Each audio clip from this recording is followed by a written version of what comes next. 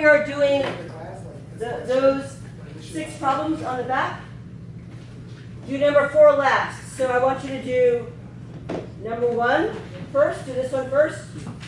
When I say find the margin of error, I also want you to find the confidence interval. So don't forget, find the confidence interval also. I just didn't say it because I thought that was obvious, but I think some people don't think it's obvious. So also make sure you find the confidence interval as well. So add that to number 1 if you need to. So do this problem. And then when you're done with number 1, do number 2.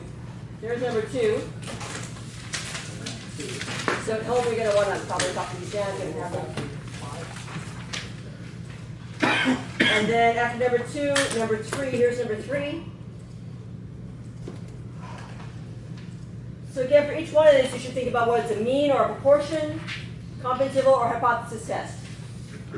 Get those down. And if it's a confidence interval, check to make sure it's not a find end problem. And then after 3, skip 4 and do number 5. We'll do number 4 last when we get to it.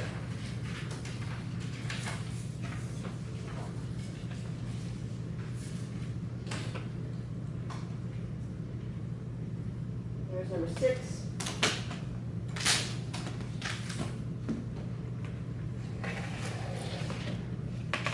And finally, there's number 7.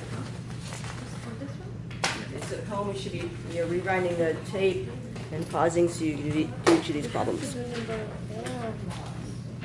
Okay. Should I read out the question or? No, it's okay. Okay. So what did I do first? So I knew that it was a confidence question. So because it had the error in it and stuff like that. So what did I do for this? Gosh, I don't even know. So you start with finding your variables. So you know that 36% is p hat. Because p hat is always a percentage right there. So I did 1 minus 0.36 and I got my p hat. And then my error was within 0.2 or 0.02 because it was 2%. And then with a confidence level of 99%, I got 0.576. And then I did p hat times q hat, which I got 0.2304 over the confidence variable. Or sorry, times the confidence variable over the error. And so with that, after I squared it, I got 3,822.206, which is 3,823 rounded. Why did you round up? I rounded up because it always says to round up. You're supposed to do that because there's not 3,822.206 people. There's always one of us.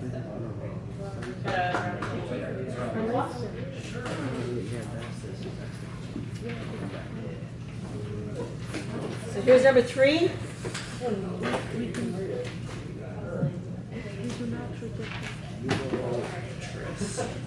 Good. So for number 3, I said that it was a proportion and that p is equal to h naught, p is equal to 25%, and then h1, p is greater than 25%. That's your claim. So you're going to support. Your q is 75%, and your p hat is 39 over 25, which is 0.32, or 31.2%. So I wrote out everything, and my critical value. Yeah, critical value is 1.645. Here I shade to the right. And then for step 3, it is p hat minus p over the square root of p times q over n, which is 0.31, which is that. And then it's going to equal 0.062 over 0.0387. And you're going to get a score of 1.602. And that is in the not enough evidence zone. So you're not going to reject H naught. So there's not enough evidence to support the claim that there's more than 25% of all lawyers are advertised. Right. So you could have gotten anywhere from 1.60 to 1.601. That's all fine. 602, 608, somewhere people got somewhere in that range. That's totally fine. Great. show number 5. Oh wait, Savar did number 1. We didn't talk about that yet, did we? Ah, shoot. Okay, so we're going to prep, but in the meantime, I'm gonna have Savar play number. Let's see.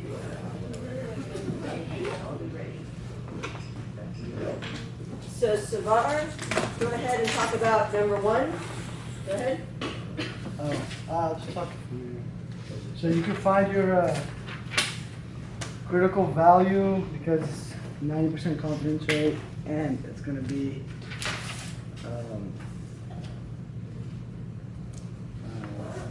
it's going to be your n is going to be a df is going to be infinite because there's going to be a z. So your critical value is 1.645, and then you can know your p-hat because they give you how many success out of the sample, how many successes there were. So you can divide the two, which gives you 0.23. That's your best point estimate. Yeah, that's your best point estimate. And then wait. Okay, keep going. Yeah. So and then you could get your q-hat. You could get 1 minus 0.23, which gets 0.77, and then you could get your test stat by using the equation. Margin of error. Margin of error, yeah. You get using the equation that is on the bottom left of your thing of your Yelp sheet. So you have to show your margin of error. It's fine. How many confidence interval? Wait, say that again? Your confidence interval. So then you got a confidence interval at the bottom by taking his best point estimate, subtracting his error, and taking his best point estimate and adding his error. Sorry, we're running out of time. But Yeah, we've got to sorry. get to here. So then number 5. Okay. Here's number 5. Oh. That'll work.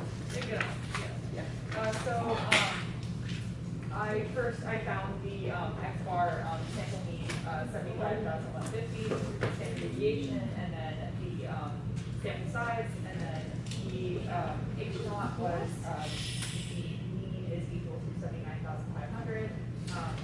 There, and then my claim was that the mean is smaller than 79,500. There, the critical value is negative 1.895 because the mean is less. It's one tail. The degrees of freedom. The degrees of freedom is 7, and then the alpha is 21. So I put my critical value right here. My test stat. I did X bar minus the regular mean, and then over standard deviation, and put that over the square root of the sample size. And then from there, I got my test stat, which is negative 1.7735. And so the conclusion is do not reject H naught, which is not in the critical region, and if there is not enough evidence to support the claim that the starting salary is less than 79,000. All right. Thank you. Okay. She did. Juliana, go ahead. So first I found X bar, so that's 75,150, and then S 6,937.682. So my claim was mu is less than 79,500. H naught mu equals 79,500, and then H1 equals same as my claim.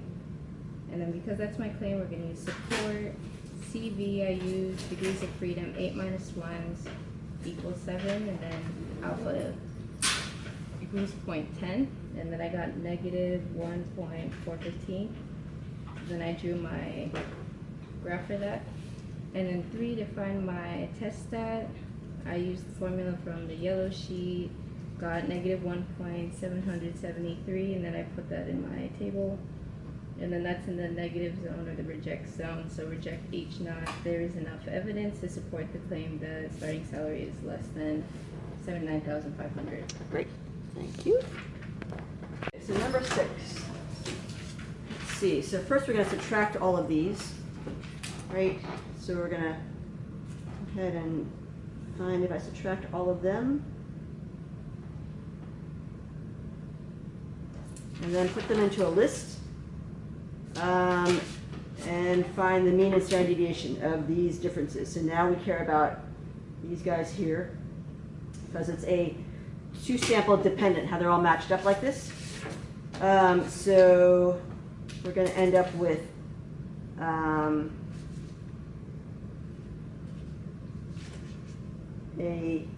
mean, an x bar of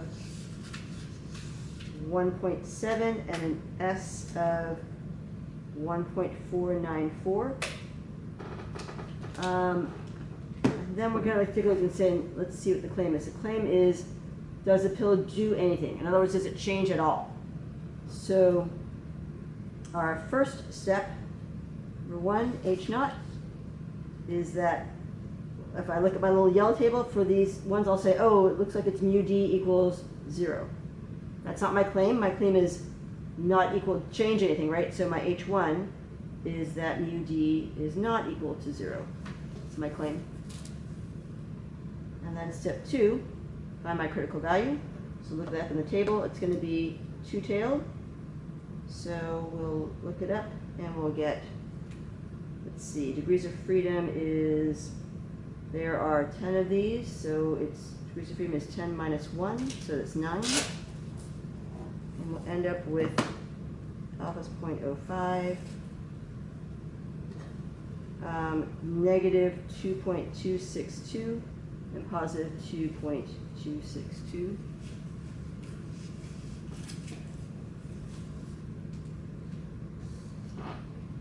So my critical value is positive negative 2.262. All right, let me shade that, And then we, oops, shoot. And then we find our test stat, which is going to equal to 1.7 minus 0, right? Because you always subtract whatever's in your claim, over S over square root of n. There's 10 of them. And you'll end up with 3.598 or thereabouts, something way out here in your picture. So then clearly we're going to reject H naught, which means that we have enough evidence to support our claim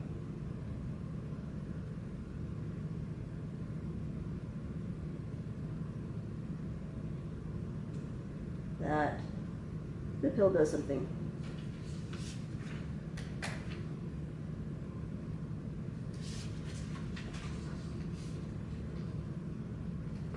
And then we'll do number 4 in just a minute.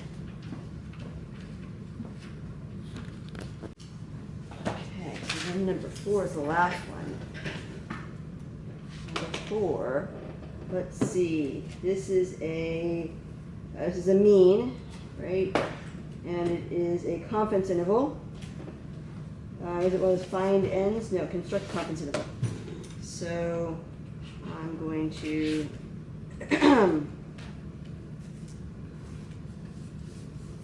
figure what my pieces are. So here I have my n is 35. My x bar is this is not my x bar. This is just a statement. My x bar is, here's my sample 35, an average of 26,345. So don't grab this one up here. That's just a distractor. The sample one is this one here, and my S is 3251. So then I'm going to find my error, which is going to be 3251 over my, it's going to be my critical value. So I got to look at my critical value, and we'll get 2.750 times S, which is 3251 over square root of n, which is 35. And we will get, let's see,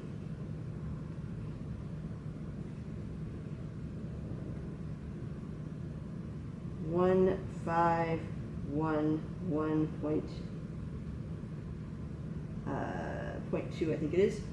So then we'll have our, that's our error. That is not our confidence interval. We're not done yet. Our confidence interval is going to be 26,345 plus or minus our error, 1511.2. So we'll end up with 24,830. Well, when you kind of round back to what it was originally in whole numbers, then you end up with 24,834 to 27,856. So then that's the final answer. All right. Good luck.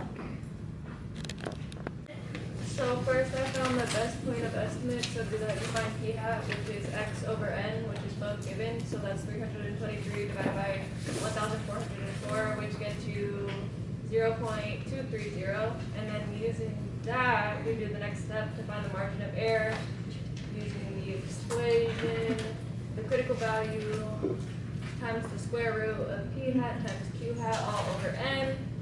You plug that in. To find q hat, you do p minus 1, which gets you the 0.770, and then you do the math, put it on the nice little calculator, and you get 0.0185. And then after you do that, you find the confidence interval, and you subtract your answer from p hat, and you add, and then you get those two. Yay.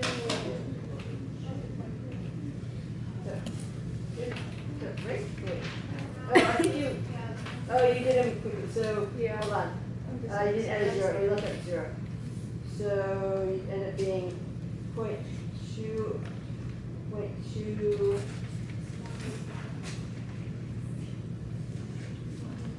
2115?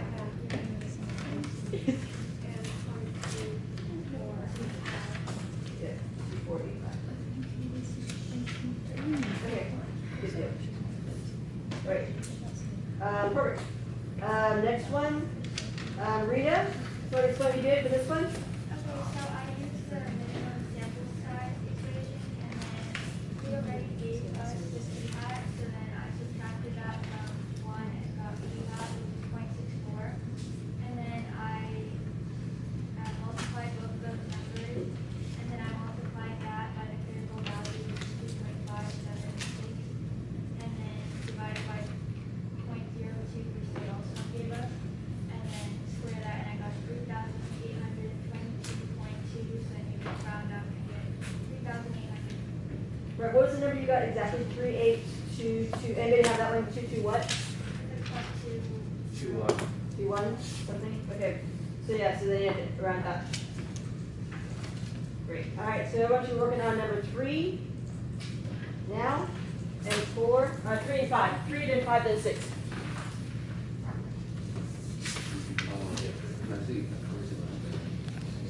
Problem number 2. I'm just going to show the books at home what the problems are. 2.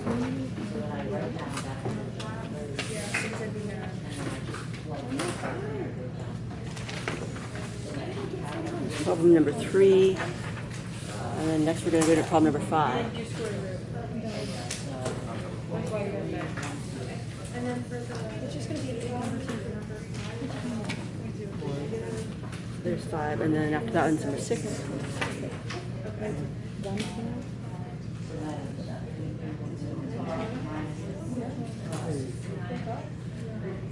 And then last we'll come back to problem number 4.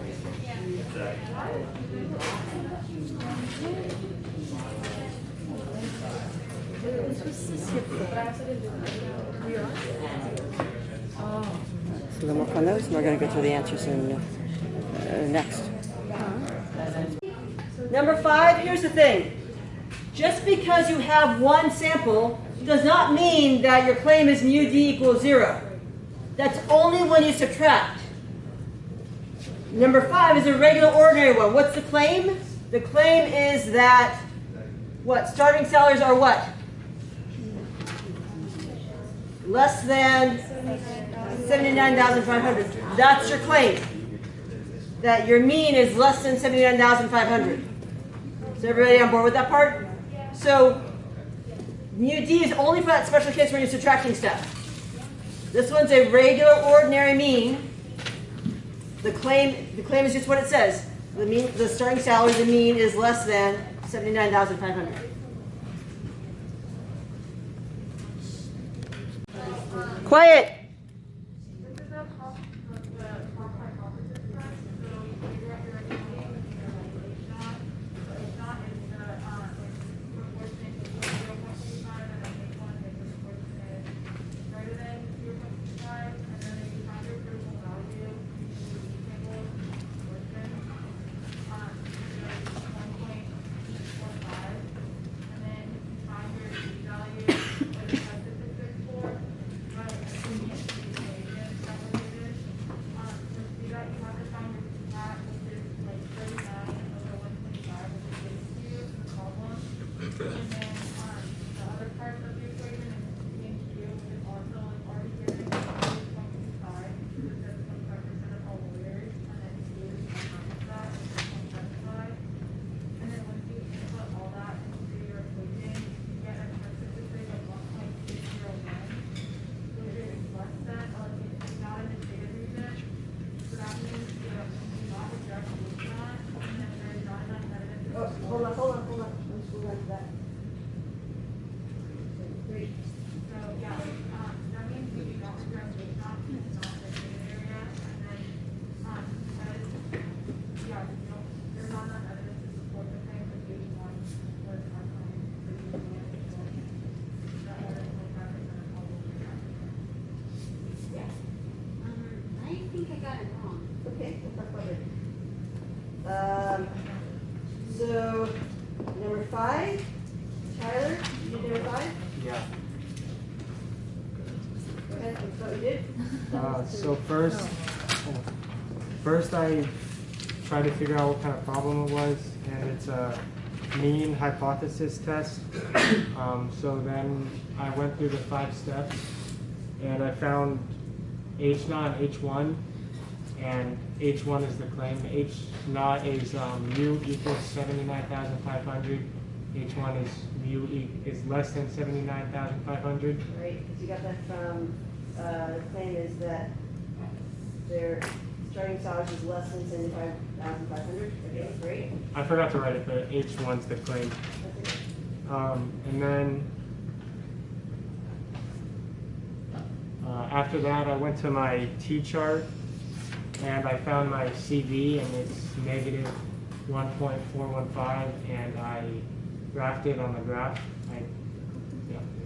And then after that, I went to step 3, which was figuring out your test statistics. So I went over to my yellow sheet and found the equation, and then I figured it out. I plugged in the X bar, and I found the standard deviation from my calculator. Okay. And then I found that the test statistic was negative 1.773. So I graphed that, and it was in the within the shaded area. So I rejected H0, and I concluded that there was enough evidence to support the claim that the average starting salary is less than 79,500. Good. And then Alina's going to go over number 6. Alina, go ahead. Okay, so for this problem, it's a functions difference. Independent. So you're gonna find the plane and H0, so H0 is gonna be equal to 0, and then H1 is gonna be not equal to 0 because you're just asking for a change or does anything. And then you plug the table into your calculator that I did, and I subtracted L1 from L2 to get X bar D is 1.7 and ST is 1.49.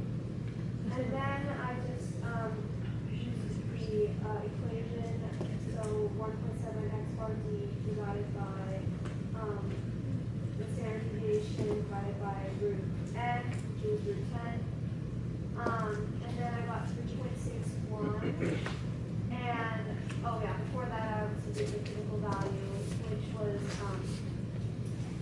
it had two critical values, sorry, I didn't remember it. It had two critical values, so I shaded the parts where it would be if you reject H naught. So it's going to be negative 2.262 and 2.262.